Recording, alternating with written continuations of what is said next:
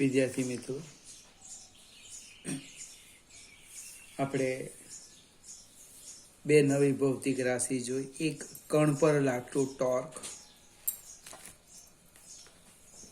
કણ પર લાગતું torque tau is equal to R cross F, અને એક કોણીય વેગમાન, કણનું કોણીય વેગમાન L equal to R cross B. હવે આજે ચર્ચા કરી એ કોના માટે? કણ માટે. કણ પર લાગતું ટોર્ક, કણનું કોણીય વેગમાન. હવે આપણે એક શબ્દ લઈ લઈએ, તંત્ર શબ્દ. તંત્ર, તંત્રમાં કેટલા કણ છે? તો કે તંત્ર n કણોનું બનેલું છે. ફરીથી આ કોઈ થિયરી નથી, સમજૂતી છે. તંત્રનું કુલ કોણીય વેગમાન, કુલ કોણીય વેગમાન, તંત્રનું કુલ કોણીય વેગમાન, તો કે L લખીએ, L1 plus L2 dot dot plus Ln. દરેક કણોના કોણીય વેગમાનનો, દરેક કણોના કોણીય વેગમાનનો સદિશ સરવાળાને તંત્રનું કુલ કોણીય વેગમાન કહે છે. હવે આને ટૂંકમાં લખીએ, L બરાબર summation Li, I is equal to 1 to n, સદિશ Li. પણ L એટલે શું? જસ્ટ આપણે હમણાં જ લખ્યું, સદિશ L ઇક્વલ ટુ સ્થાન સદિશ ક્રોસ રેખીય વેગમાન. એનો અર્થ કુલ કોણીય વેગમાન આમ થશે, સમેશન Ri ક્રોસ Pi, સદિશ છે, સદિશ. હું આ વારંવાર લખીશ નહીં. હવે I is equal to 1 to n તમારે યાદ રાખવાનું, Ri ક્રોસ Pi. હવે આનું આપણે સમયની સાપેક્ષે વિકલન કરીએ તો આપણને શું, કેવી રીતે લખવાના? ડાયરેક્ટ જ લખી દઈએ, સમયની સાપેક્ષે વિકલન. આપણે જે અને આગલા વિડીયોમાં જોયું એ જ સ્થિતિ છે. dl by dt equal to summation Ri cross dpi by dt plus summation dri by dt cross pi. મિત્રો, આ dri બાય dt વેગ થશે, વેગ અને વેગમાનની દિશા એક જ, એટલે આ પદ કેટલું થવાનું? 0. dpi બાય dt એટલે બળ F, dpi બાય dt એટલે બળ Fi, એટલે dl બાય dt એકદમ ધીમેથી summation Ri cross Fi, I is equal to 1 to n. હવે આ જે આવ્યું એને શું કહેવાના? ટોર્ક કહેવાના, ટોર્ક. Ri ક્રોસ Fi એટલે ટોર્ક, એટલે કણોના તંત્ર માટે બને ચાક ગતિ માટે ન્યૂટનના ગતિનો બીજો નિયમ આવી ગયો. પણ આપણે થોડીક આની વાત કરીએ, Fi. સદિશ Fi એટલે શું બને તે આ ચેપ્ટરમાં આપણે ચર્ચા કરી છે, એનું પુનરાવર્તન કરીએ. સદિશ Fi એટલે એમાં બે પ્રકારના બળ છે. એક, હવે F જોઈએ તો નહીં લખું, Fi એક્સટર્નલ એટલે બાહ્ય બળ, વત્તા Fi ઇન્ટરનલ એટલે કે આંતરિક બળ. Fi એક્સટર્નલ અને Fi ઇન્ટરનલ. કણો, જો કણ માટે એક જ બળ આવે, બાહ્ય બળ, સમજો બરાબર. તમે ન્યૂટનના ગતિનો નિયમ, રેખીય ગતિ કે ચાક ગતિ જે પણ ચર્ચા કરો તેમાં જો કણ શબ્દ લખે તો માત્ર બાહ્ય બળે જ આવવાનું, એમાં આંતરિક બળ નહીં આવે. પણ જો તંત્ર શબ્દ આવે તો આ બળની પણ ચર્ચા કરવી પડે. તો dl બાય dt એટલે કે કુલ ટોર્ક, dl બાય dt એટલે કે સમેશન ટુ i બરાબર, વાક્ય રચના જોજો, summation ri cross fi external plus summation ri cross fi internal. આંતરિક બળ અને આ આપણું બાહ્ય બળ. હવે જે આંતરિક બળ છે બને એ ન્યૂટનના ગતિના નિયમ પ્રમાણે, ધારો કે આપણે આકૃતિ દોરીએ આમ બને, એ સમાન મૂલ્યના પરસ્પર વિરુદ્ધ દિશાના બને બંને બળો સરખા જ, આને 1 કેવ અને 2 કેવ. આની પર બળ લાગે અને અહીંયા લખું F12, અહીંયા લખું F21. એટલે આપણે આમ લખ્યું હતું, યાદ આવે તો, આંતરિક બળ બરાબર -F21. આ કોની વાત કરતા છે? આંતરિક બળોની. હવે આ જે આંતરિક બળો છે કણો કણો વચ્ચે લાગતું, એ સમાન મૂલ્યનું પરસ્પર વિરુદ્ધ દિશાનું, એટલે પરિણામી બળ શૂન્ય થાય. ઇટ મીન્સ રેખીય ગતિ કરવાનો નહીં. એટલે ટોર્કની વાત કરીએ. હવે જે બંને બળો છે એને કારણે લાગતું ટોર્ક પણ બને સમાન મૂલ્યનું પરસ્પર વિરુદ્ધ થઈ જવાનું, અથવા તો એક રેખસ્થ છે, એક રેખામાં બને, એટલે પરિણામી ટોર્ક કેટલું થાય? 0 થાય. Summation tau i internal direct લખી દઈએ, 0 થવાનું બને. આ જે આંતરિક બળો છે એને કારણે લાગતું ટોર્ક કેટલું? 0. એનો અર્થ dl બાય dt બરાબર સમેશન ટુ i, માત્ર લખી દે એક્સટર્નલ. કણોના તંત્રના કોણીય વેગમાનમાં થતા ફેરફારનો સમય દર એક કોની બરાબર થાય? તેની પર લાગતા પરિણામી બાહ્ય ટોર્ક બરાબર થાય છે. બાહ્ય ટોર્ક એક્સટર્નલ અને આંતરિક શૂન્ય થઈ ગયું, એટલે એની આપણે ચર્ચા કરવાની નથી. ફરીથી આ સમજાવવા માટે આ બધી ચર્ચા કરી, આમાં નવું કંઈ હતું નહીં. ફરીથી કદાચ તમને એમ થાય કે મને મગજમાં બેસતું નથી, તો અહીંથી યાદ રાખજો. dl બાય dt અહીંયા લખી દે ફરીથી, dl by dt equal to 2i external.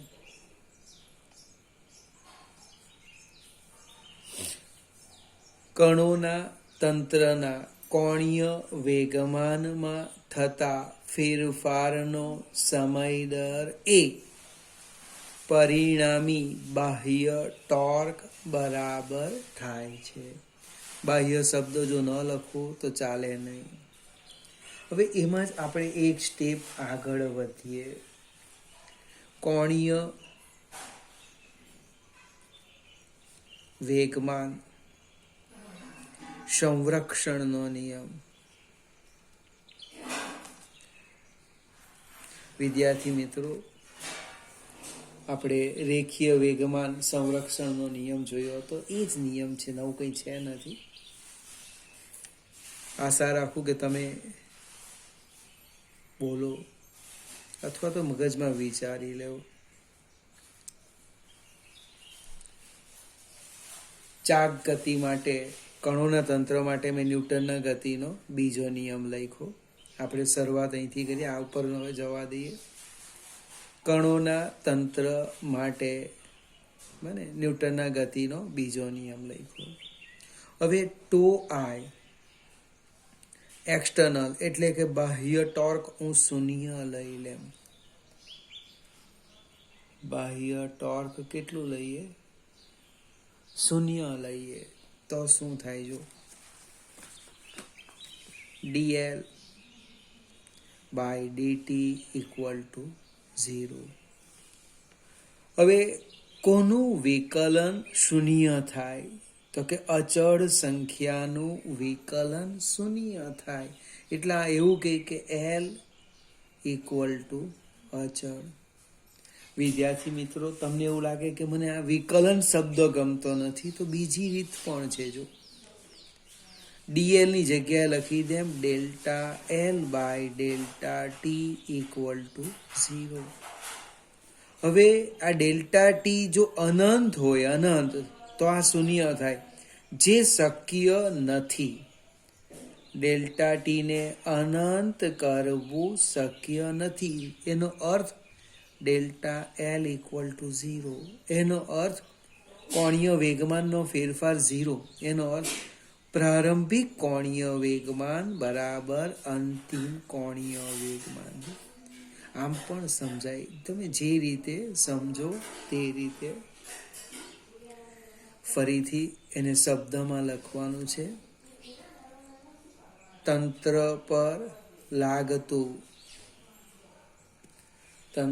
પર લાગતું પરિણામી સમાસ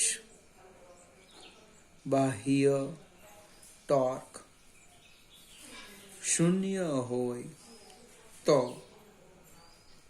તંત્રનું કુલ કોણીય વેગમાન અચળ રહે છે. આપણે રેખીય વેગમાન સંરક્ષણનો નિયમ જોઈ ગયા. એમાં તંત્ર પર લાગતું સમાસ બાહ્ય બળ લખતા હતા, અને અહીંયા કોઈ શબ્દ નહીં આવતો, અને રેખીય લખતા નહીં હતા, પણ હવે લખવાનું રેખીય વેગમાન અચળ રહે છે. ફરીથી ખૂબ અગત્યનો નિયમ છે, આવડવો જ જોઈએ, વિકલ્પ નથી. ફરીથી તંત્ર પર લાગતું પરિણામી બાહ્ય ટોર્ક શૂન્ય હોય તો તંત્રનું કુલ કોણીય વેગમાન અચળ રહે છે. હવે એના તમે ઘટક પાડો, તેના પર આધાર રાખે Lx, Ly, Lz, એ તો તમને ખ્યાલ આવી જશે. સેજ આગળ જઈએ. દ્રઢ પદાર્થના સંતુલન માટેની શરત. દ્રઢ પદાર્થના સંતુલન માટેની શરત. આ થોડું અગત્યનું છે, એક્ઝામ્પલ ઓબ્જેક્ટિવ માટે. સંતુલન એટલે સ્થિર અથવા એની જે અવસ્થા હોય, અવસ્થા જળવાઈ રહે, એને સંતુલન કહેવાના. અને ગતિ કરતો હોય તો અચળ વેગથી ગતિ કરે, સ્થિર હોય તો સ્થિર રહે, એને શું કહેવાના? સંતુલન. એ ચાક ગતિ છે, ચાક ગતિ કરતો હોય તો અચળ કોણીય ઝડપથી ચાક ગતિ કરે, કોણીય વેગથી, સોરી. અથવા સ્થિર હોય તો સ્થિર રહે. હવે સંતુલનના બે પ્રકારનું સંતુલન જોવું પડશે. હવે મને અહીં હું હેડિંગ લખું સંતુલન, અને એક રેખીય સંતુલન.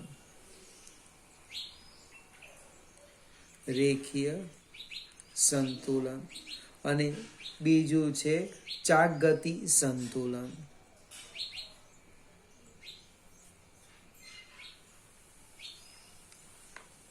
રેખીય સંતુલન અને ચાકગતિ સંતુલન. રેખીય સંતુલનમાં શું કરવાના? તો આપણે ઓલરેડી આગળ જોઈ ગયા કે પરિણામી બળ શૂન્ય થવું જોઈએ. પદાર્થ પર લાગતું કુલ બળ શૂન્ય હોય તો પદાર્થ રેખીય સંતુલનમાં છે એમ કહેવાય. સેમ અહીંયા લખવાનું, પદાર્થ પર લાગતું કુલ ટોર્ક કેટલું છે? શૂન્ય છે તો પદાર્થ ચાક ગતિ સંતુલનમાં છે. એક બળ કે એક ટોર્ક લાગતું હોય તેનો સરવાળો કદી શૂન્ય નહીં થાય, તો એ સંતુલનમાં નહીં કહેવાય. કેવું કહેવાય? અસંતુલનમાં. ફરીથી શરત, રેખીય ગતિ માટેની શરત, તંત્ર પર લાગતું કુલ બળ શૂન્ય હોય તો તંત્ર રેખીય સંતુલનમાં છે. તંત્ર પર લાગતું કુલ બાહ્ય ટોર્ક શૂન્ય હોય તો તંત્ર ચાક ગતિ સંતુલનમાં છે એમ કહેવાય. પછી જેમ બળના ઘટક પાડીએ તેમ ટોર્કના પણ 3 ઘટક પડે છે.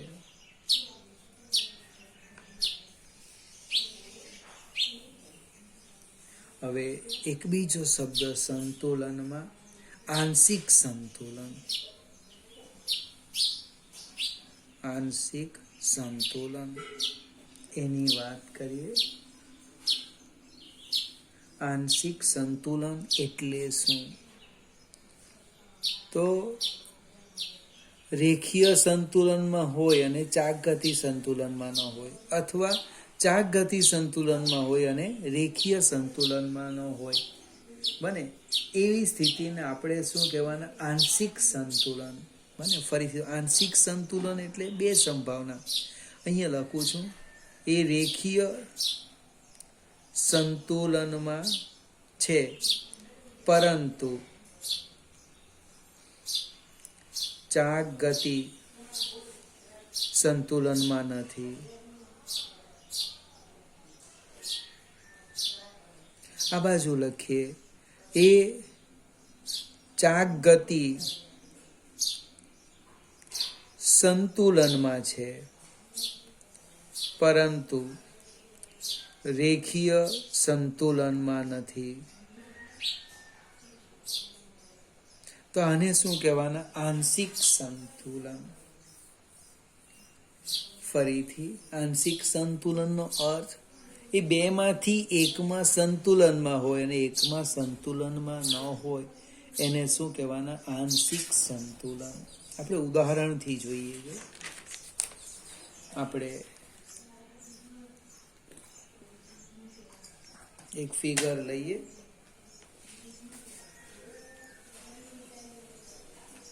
મારી પાસે અહીં એક સળિયો છે, જોજો આ રીતનો. આ એનું સેન્ટર ઓફ માસ છે, સી.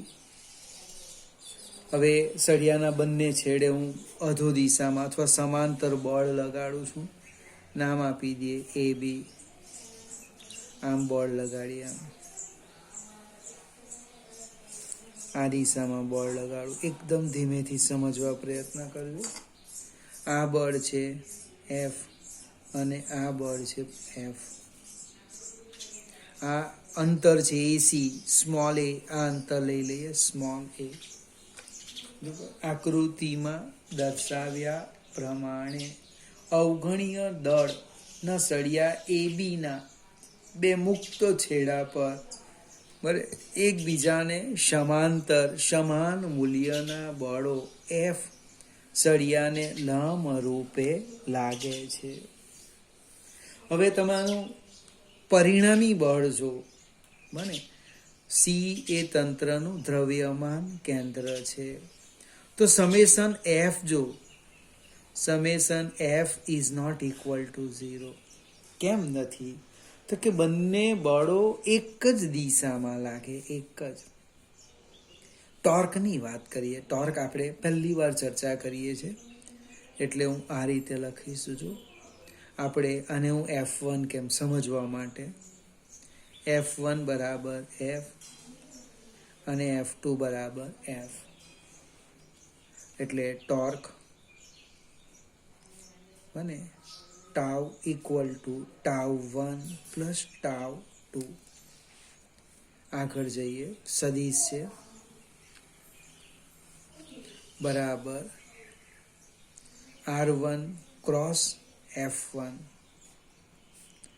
પ્લસ, જો ધીમે ધીમે ઉતાવળની કરતા, R2 ક્રોસ F2. હવે અહીંયા R1 બરાબર R2 બરાબર A, F1 બરાબર F અને F2 બરાબર F. હવે પરિસ્થિતિ સમજાવું. આ દ્રવ્યમાન કેન્દ્રને અનુલક્ષીને હું સમજાવું. આ જે બળ લાગે એને કારણે સળિયો વિષમઘડી દિશામાં ગતિ કરવાનો, અને આ બળ લાગે એને કારણે સમઘડી. જો તમને સમજાવવા, મારી પેન જોજો. આ બળ છે, હું આમ પકડું છું, આ ઘડિયાળના કાંટાની દિશામાં ફરે. ખ્યાલ આવે ને? આમ ઘડિયાળના કાંટાની દિશામાં સમઘડી. કોને કારણે? આ બળને કારણે. આ બાજુ જે બળ લાગે એને કારણે તમે જો વિષમઘડી દિશામાં. જો ખ્યાલ આવશે ને? આ બળ નીચે લખાડો અધો દિશામાં. કઈ દિશામાં ફરે? વિષમઘડી દિશામાં ફરે. હવે વિષમઘડી દિશાના ટોર્ક પ્લસ લેવાના. જો વિષમઘડી દિશાના ટોર્ક કેવા લેવાના? પ્લસ. અને સમઘડી દિશાના ટોર્ક ઋણ. વિષમઘડી એટલે ઘડિયાળના કાંટાની વિરુદ્ધ દિશામાં. સમઘડી એટલે ઘડિયાળના કાંટાની દિશામાં. એટલે અહીંયા જે R1 ક્રોસ F1 છે એ વિષમઘડી દિશામાં લાગે. એટલે આપણે લખીએ A ક્રોસ F પ્લસ, અને આ સમઘડી એટલે સદિશ A ક્રોસ સદિશ F. બંનેનું સાદું રૂપ આપીએ તો AF માઇનસ AF આવવાનું. એટલે કેટલા થવાના? 0. જો ભાઈ, આ જે આકૃતિ બતાવી એ રેખીય સંતુલનમાં છે, પણ ચાગતીય સંતુલનમાં છે, પણ રેખીય સંતુલનમાં નથી. ફરીથી આ જ આકૃતિની ઝડપથી ચર્ચા કરીએ. એ જ સળીઓ લઈ લઈએ. આ રીતના સળિયાનું નામ આપ્યું છે આપણે AB. આ એનું સેન્ટર ઓફ માસ છે, અંતર એ લઈ લો. હવે એના મુક્ત છેડા પર સળિયાને લંબ રૂપે સમાન મૂલ્યનું પણ પરસ્પર વિરુદ્ધ દિશાનું બળ લગાડો.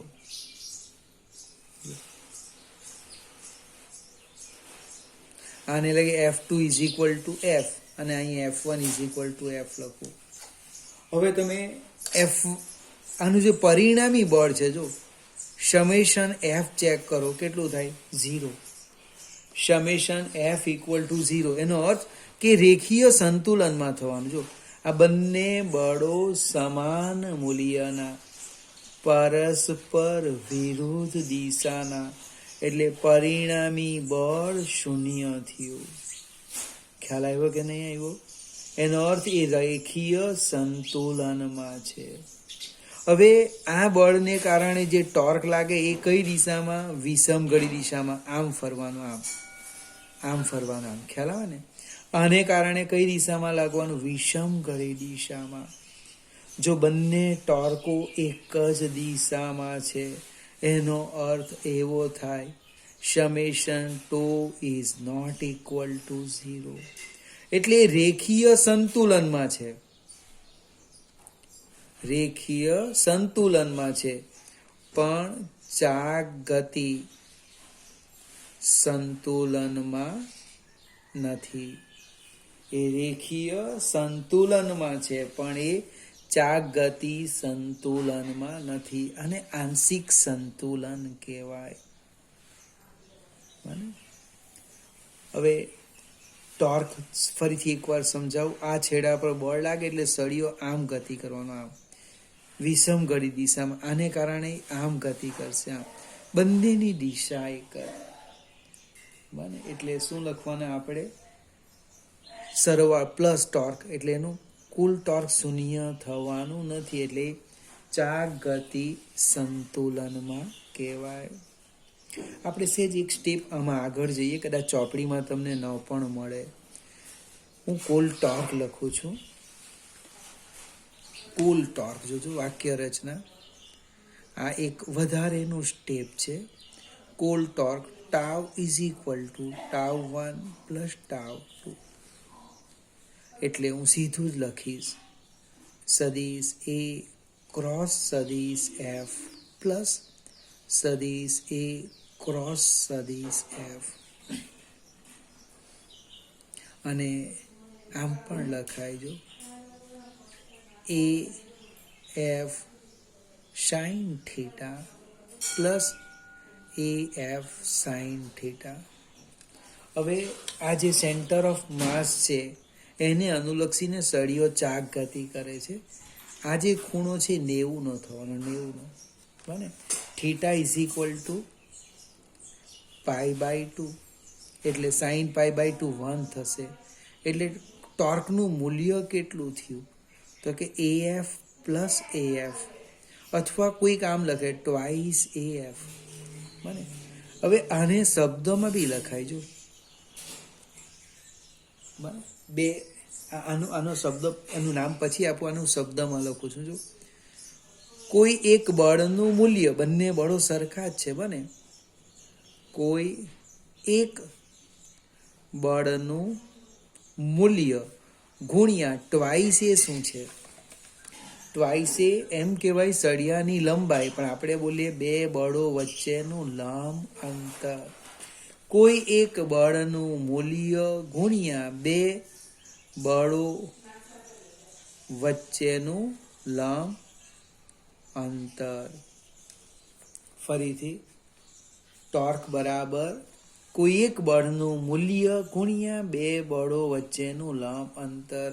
કોઈકને વિચાર આવે સૂત્ર ક્યાંથી લાવ્યા, તો એ આપણે આંશિક સંતુલનમાં અહીંયા સમજવા પ્રયત્ન કરે તો ખ્યાલ આવે તેવું છે. જૂના કોર્સમાં સાબિતી હતી, આપણી પાસે નથી. હવે આ જે બળો છે એ બળોનું નામ છે બળ યુગ્મ, કપલ ઓફ ફોર્સ. બળ યુગ્મ. ભાઈ બળ યુગ્મ એટલે શું? ટોર્ક જ છે. બને એની વ્યાખ્યા કઈ તો કે એની વ્યાખ્યા આકૃતિ છે જો. સમાન મૂલ્યના જો પરસ્પર વિરુદ્ધ દિશાના અને એક રેખામાં ન હોય તેવા બળો બળ યુગ્મની રચના કરે છે. ફરીથી, સમાન મૂલ્યના, હું લખું છું અહીંયા, સમાન મૂલ્યના પરસ્પર વિરુદ્ધ દિશાના અને એક રેખામાં ન હોય, ન કાળ રાખીએ આપણે પછી તકલીફ પડે.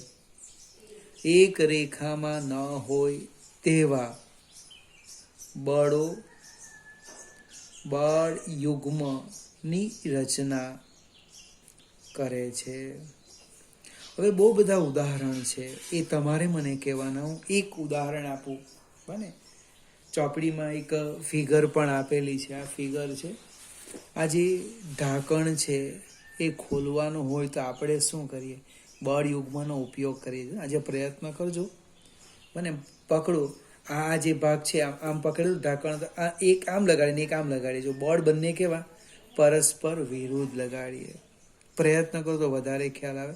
એના કરતાં તમે સાયકલની વાત કરો, સાયકલમાં પેન્ડલ મારો ને એનું અવલોકન કરજો. બંને પગ વડે જે પેન્ડલ પર બળ લગાડીએ એ પરસ્પર વિરુદ્ધ દિશાના. સ્ટીયરિંગ જોજો, સ્ટીયરિંગ. તમે સ્ટીયરિંગ એમ પકડો ને, આ સ્ટીયરિંગ હોય તો આમ પકડો, વળાંક વાળવાનો હોય તો આને આમ ખેંચો ને આને આમ ખેંચો. ખ્યાલ આવે ને? આ બાજુ વળવાનો હોય તો આને આમ ખેંચો ને આમ ખેંચો. એક કામ કરજો, બંનેને એક જ દિશામાં ખેંચો ની વળાંક વળે કે નહીં વળે. બળ યુગ્મ, કપલ ઓફ ફોર્સ. અને ફરીથી મિત્ર આટલું બરાબર સમજી લેજો. અને આમાં ઘણા બધા ઓબ્જેક્ટિવ, એમ રોજ થિયરી શીખવું, આજે એક પણ થિયરી નથી આવી, ટોટલી સમજૂતી છે. બને કે જે ઓબ્જેક્ટિવમાં કામ લાગે, એટલે આ બધું જ બરાબર સમજીને તૈયાર કરવું.